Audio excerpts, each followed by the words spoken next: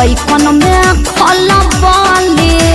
अरे बाबू हाय गली में गरदा उड़ा पता चली मचला लइकन में खलबली। मारलेनी सेंट जब हम कम कौआ। अरे ना होई खेसरिया के हाल गोरी तोरी चुनरी बझल कौआ जान मारे लहनाई लखना हटा हम का करी।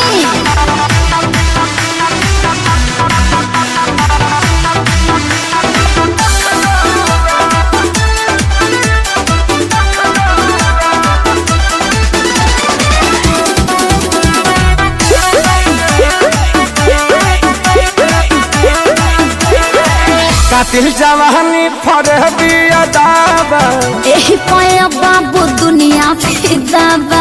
गौवा जवाहर हिले शहर बाजार हिले तोहरे यादा पमोने यो पे बिहार हिले।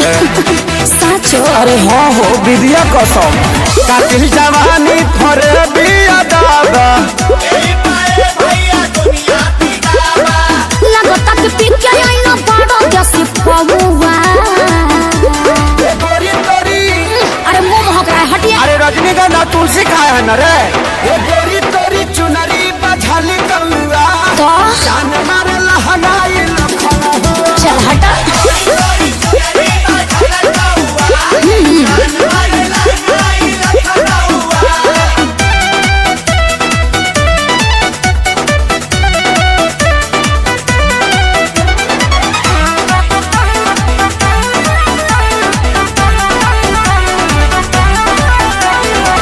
झुमका पर झारखंड बापा गलाइल पूर्वांचल के दिल नथिया पर आयल। तोहरा पर पड़ल बा नजर रंगा बाज के हरदी लगाहिले चिरई उड़न बाज के। अरे सब बुझाता पटना ले जाता का गनवा झुमका पर झारखंड बापा गलाइल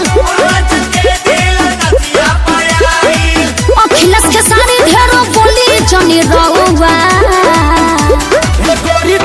अरे बुलाए का सोनू जी को श्यामो आकाश के बुलाला। चुप रहा गोरी तोरी चुनरी बझल कौआ का जान मारे लहनाई लखना। ओ न मनबा अरे मुआ का presented by Adi Shakti Film.